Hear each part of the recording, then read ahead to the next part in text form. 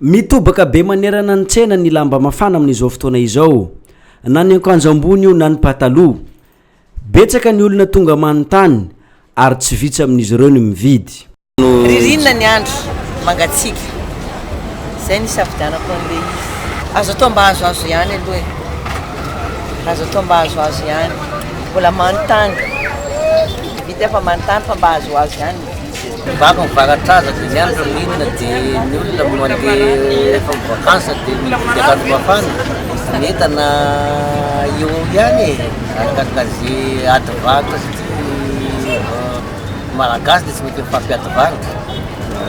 efa misy kely tombovalika ohatra na misy kely dia efa hitonana ny tsena.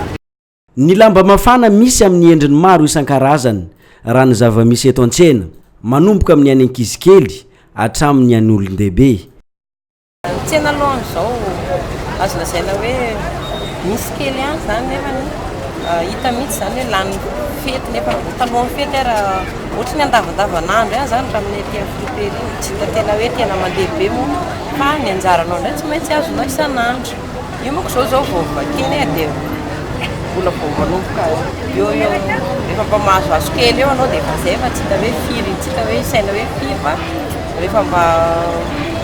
arakaraka ny vidananao ny valina koa zany amarotanao anazy firy tsy hita rehefa mahita folo 10,000 dia efa tsara zay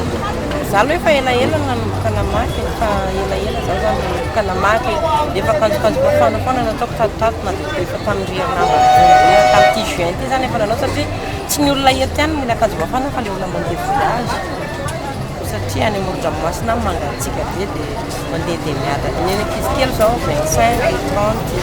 ny andehibe mandeha 50 40 misy 75 arakaraka ny atsara sy ny arakaraka ny Antananarivo manafatra fa Antananarivo tsy dia mandeha be fa arakaraka mividy raha misy mpividy malafo raha tsisy 55 dia 65 37,5 22,5 27,5 fa raha tamin'ity herinandro ity no resaina tsy karitra fa nisy fiovana be ny maripana eto Mahajanga